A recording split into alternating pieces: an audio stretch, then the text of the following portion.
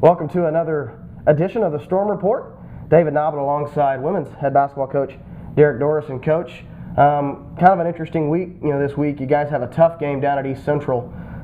Just kind of, I guess, got lost in transition or whatever it may be. We look up, and next thing we know, this game went from a close game to kind of a bit of a blowout. And then you guys come back with Southeastern, answer back, and answer the call, pick up a big win. Kristen Milster has a big game. First, let's talk about East Central. Let's talk about a little bit about kind of what happened at East Central and just kind of take us through kind of what happened down there. Well, I felt like we never got in an offensive rhythm. I felt like we weren't able to put together bucket after bucket and continuously. They doubled Nada.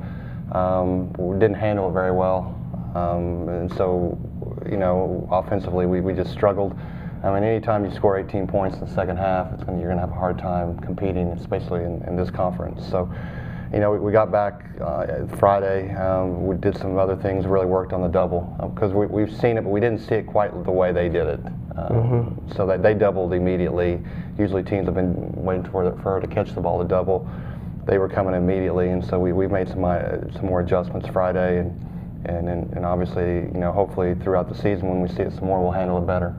The double, doubling down on Aminata Fall is one thing. I think another thing that you could probably, when you take back leaving Ada, was 22, I believe, turnovers. Right. What's something that you guys do to maybe help reduce turnovers? Is that something you work on in practice, or is that just something, a mindset you've got to be able to control? I think it's a combination of a lot of things. I think it's, concentration level. I think it's in practice working on more ball fakes and just making good passes and, doing the fundamental things. And honestly, Thursday I didn't felt like we had much energy. I didn't like the demeanor. I thought we had much more. We were much more focused. We had much more energy. We were much more alive on Saturday, and you could tell. Yeah. Speaking of Saturday, you guys come up with a big win. Kristen Milster has a career high, I believe, 28 points, 9 assists.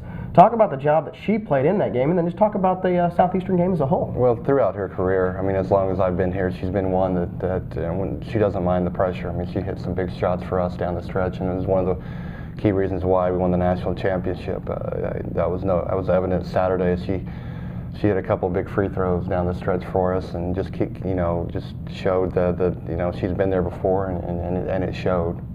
How does a player like that stay so even keel? It never seems like she gets too high or too low. That's part of her personality, I think. She's just a very level kid, great, academic in the classroom as well. But I think a lot of it is the type of person and then playing in so many big games throughout your career. Big game on Thursday. It's a red out here inside the Sawyer Center. Expect a lot of crowd to come in. What type of game do you expect with Southwestern coming over? And this is the only team that you guys have not beat yet since we've joined the Great American Conference. It'll be a high-scoring affair. Southwestern can definitely score the basketball. I mean, they're definitely a three-point barrage. A key to us will be running them off the three-point line and seeing if we can get them to shoot a tough two or the mid-range two. If we can do that, we'll be successful. If we allow them to get on track or get in a flow on the threes, it might be, we're going to have a hard time. They are the best scoring team in the GAC, 85.4 points per game. Michelle Fisher is one of the top scorers in the conference, 18.4 points per game. I mean, obviously, she's probably one key, but what are some other things that you guys have got to do to be able to try to stop Southwestern? We've got to contain the dribble drive. They run what they call a dribble drive, motion offense. We've got to be able to contain the dribble drive and play man. I mean, contain our girl and not help out as much. If we have to start helping and rotating, then they're going to find the open person, and usually that open person will be able to hit the three. You guys are 8-7 on the year, 5-4 in the Great American Conference. You're only a half game back of second. Something people may not know, you guys won 6 of your last 8. At times you guys may feel like, I don't want to say maybe a panic or anything like that, but you guys are really not in a bad place right now as you get ready to make the turn in the second half of the conference season. No, and I think it's crucial that we continue to build. I've seen the maturation of this team come about, and other than Thursday, I was really pleased with how we've played throughout the season. We just need to continue to keep our focus, keep doing the things, keep staying to our true identity of who we are, not try to do something we're not. And I think good things are ahead of us. I just mentioned, you guys have never beaten SWOSU since we've joined the Great American Conference. Does that thought ever enter the mind of a coach? Oh, I would lie to you if I told you I didn't. But at the same time, each game creates their own life, and so I mean, it's for me. Hopefully, I'm just going to take it as another game and go play it. What's going to be the keys? You give me 2 or 3 keys. And what do you think you guys are going to need to do to beat Southwestern? We're going to have to get to the free throw line. We're going to have to be aggressive offensively. We're going to have to shoot the basketball really well, and then we're going to have to drill. We're going to have to run them off the threes. If we're doing that, then I say we have a good chance of winning the game. All right, Coach. Good luck, and at least you don't have to play this Saturday. Maybe get a little weekend rest. Right. We're going. The family and I are going on a little bitty mini vacation. So. All right. Thanks for joining us on the Storm Report. When we come back, we'll talk with men's basketball guard Garrett Butler. Martial arts instruction is more than self-defense. It's self-reliance. But even a sensei needs support. Tinker Federal Credit Union has had Elijah's back every kick, punch, and step of the way. And the strength of Oklahoma's largest credit union lets him focus on his passion: chopping wood. TFCU. We get it. Welcome back to another edition of the Storm Report. Alongside me is guard for the men's basketball team, Garrett Butler. Garrett, glad you could join us, and you guys have had a pretty good stretch. Won 3 of the last 4 here lately. You've had an interesting stretch for yourself. Kind of started feeling a little bit better.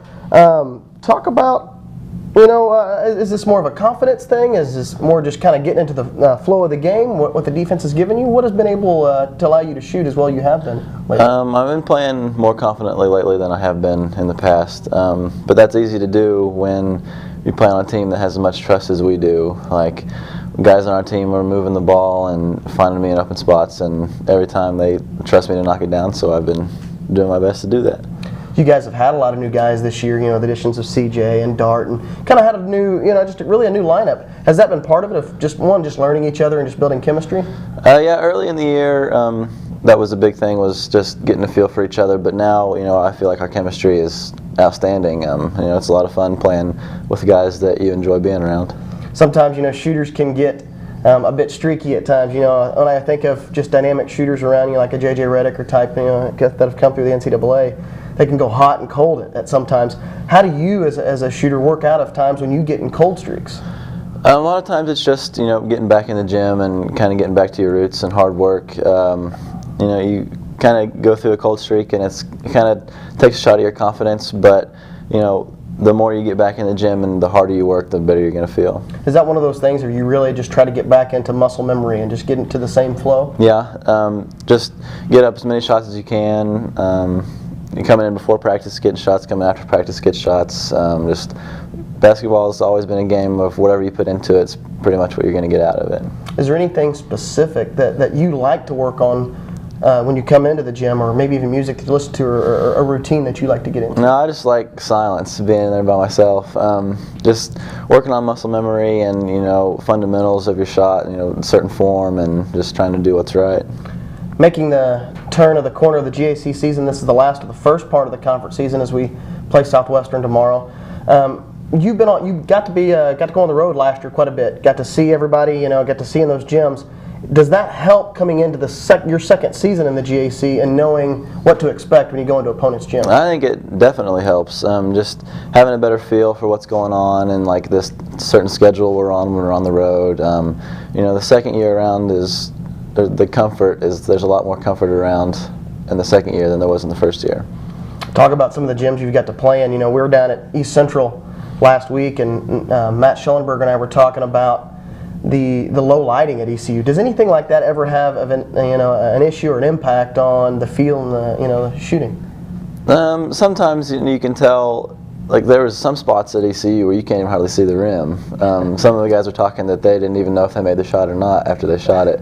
But I think we go through warm-ups, and that's a chance for us to get a feel for the gym. And when we're playing, I don't think it has much effect on us. This rivalry between us and Southwestern Oklahoma State has started to rebuild. It's kind of an older rivalry.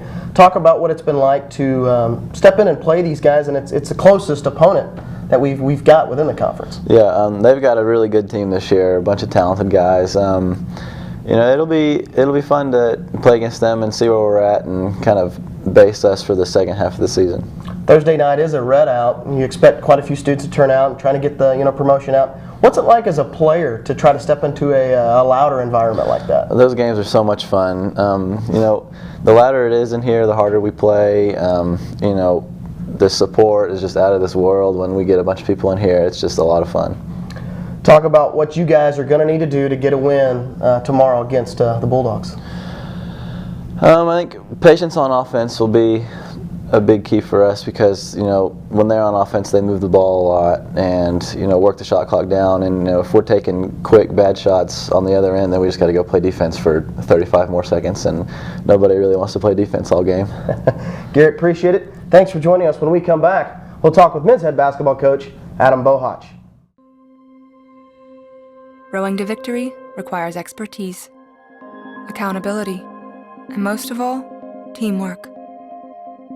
That's why Kate has Tinker Federal Credit Union right there in the boat with her, helping ensure she crosses each financial finish line in first place, so she can focus on what's important. Getting a little more bling. TFCU. We get it. Welcome back to the Storm Report. David Noblett alongside men's head basketball coach Adam Bohac. Coach, thanks for joining us on another edition. You guys came off of a week of kind of a little bit up and down, a very, to me, emotional week, especially with a loss down at East Central, but what a hard-fought game. You just barely get beat in overtime and then have a big win, your most lopsided win of the year over Southeastern. Let's recap a little bit with East Central. Take us kind of through kind of the progression of that game. Yeah, really a good ball game, David. Low-scoring affair. I thought both teams really played hard. I think it was 23 all at the half, and so neither team really got much rhythm. But the tone of the game was established in the first half that both teams were going to guard and baskets were going to be hard to come by. The second half we stretched it a little bit. I think got it up to 6 or 8 a couple different times, and East Central came right back on us. And then they had us 4 or 5 there at the end with 3 to go, and I thought we really dug our heels in defensively and had some really solid possessions to get them to shoot some tough shots, and we were able to get the rebound and go convert on the other end, and several guys made big plays down the stretch, and they maybe made the biggest jumping up and shooting a 3 in right at the end of overtime to beat us by 1. But you know, there's a lot we can take from that game, and I think we did take from that game. We took a step forward, maybe just a little bit defensively in that game last Thursday. You got to see John Mosser play a little bit, maybe because of foul trouble with Antoine, and maybe just certain situations that may have put you in. I know at times you had Garrett, Cisco, CJ, and Quan on the floor. You had 4 shooters, and then with Mosser inside. Talk about some of the jobs that maybe he's starting to see more minutes. Talk about the job that he's kind of starting to see and the role he's starting to play. Yeah, John's done a good job, maybe as good as anybody I've been around in terms of, I think he started the first game of the season. Mm-hmm. We kind of had him pegged to be a guy with a lot of minutes. He rolls his ankle early in the fall and really is set back, and he never missed a beat attitude-wise. If you watch our films, there was 7 games in a row I don't think he played, and he's up waving his towel and saying all the right things and just being one of the best bench guys that I've been around. And so now as he's continued to improve and he's getting an opportunity, he never checked out mentally or emotionally on the team, and so he's really stepped in and provided some good minutes the last couple weeks. Let's talk about Southeastern. To me, a big win. One, to bounce back the way you guys did against East Central, and then you guys just really turned it on in the second half. It was really a close game up till about midway through that second half, and then you guys really started feeling it, got things flowing, got points off the bench. Yeah, I think it was a 6-point game with 8 minutes to go, and they had the basketball, and then kind of the next time you look up, it was 20, and then it stretched to 30. Finished the game well. We made some shots on consecutive possessions there to kind of stretch it. But again, another game where I thought our defense, for the most part, was solid, and I definitely can see us making improvements there, especially when we get back and get our defense set, and that we've been able to guard people better. CJ has been able to play so well lately, really throughout the whole year, but you talked about he kind of got back to his old self against Southeastern. What did you mean by that, and then how has he been able to get back to his old self? Yeah, David, I think you can look at CJ, and the first thing my eyeballs go to is how many free throw attempts does he have. He has a knack for getting to the basket and getting to the rim, And so people maybe give him a little space and encourage him to raise up and shoot jump shots early in the possession. And when he's baited into that, he's a very good shooter and capable of making those. But for our team, we have several guys who can catch and shoot jump shots. We need to have somebody on our team who can put pressure on the other guy at the rim. And he's probably the best on our team at doing that. And so I thought Saturday, he shot 8 free throws, which is right at what he averages a game from the line. And so we need him to get to the line, 8, 10, 12 times a night for us to be successful offensively. We've talked about bench play before in post-game interviews and things like that.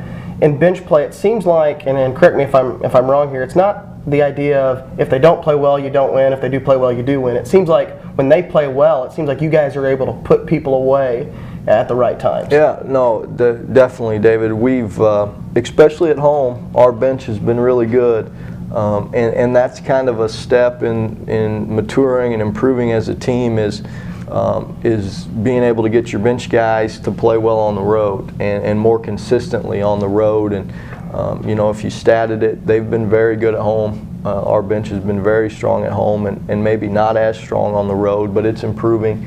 And I think Saturday, when we were at home against Southeastern, that stretch where we kind of blew the game open was most of our bench guys were in the game, and their minutes are continuing to increase, and they're continuing to respond with some increased production.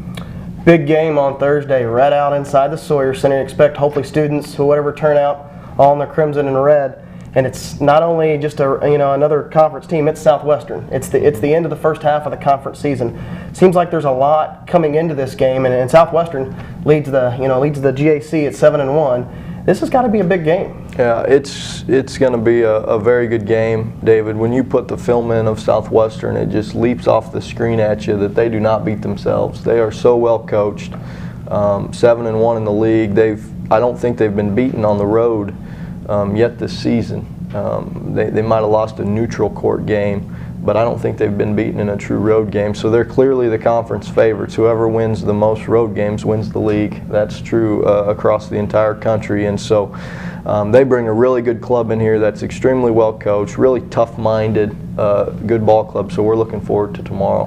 What's it like seeing a familiar face on the other side and Bob Battisti and getting him back? He was so long at Northwestern and then the AD there, and now he's back in the coaching realm down at Southwestern. Yeah, he's an outstanding coach, David, and what he's done there, this season being his first, and kind of the culture that you see those guys play with, and it's a trademark Bob Battisti team that doesn't beat itself, and I don't think there's a better compliment for a coach than having a team that doesn't beat itself, and his teams definitely do not do that. He kind of touched on it. They got 3 guys that average double figures. Gary Inglett leads the way at 16 points per game. What are you guys going to have to do to match up with those guys? Yeah, they play 5, 6, 7 guys the majority of the minutes, and most of the time they have 5 guys out there that are all threats to score the ball, and they do a great job of sharing it. So we'll have to be really locked in and guard them with our entire team. The way we play defense, it's not someone guarding Gary Inglett, it's SNU guarding Southwestern. All right, Coach, thanks for joining us. Appreciate it. Good luck this week. Thanks for joining us on another edition of the Storm Report. Join us next week as we preview the Harding and Arkansas Tech games and we review the Redout game with Southwestern Oklahoma State. Don't forget, you can also follow us on social media at Facebook, Twitter, Instagram, and YouTube. Just search for SNU Athletics.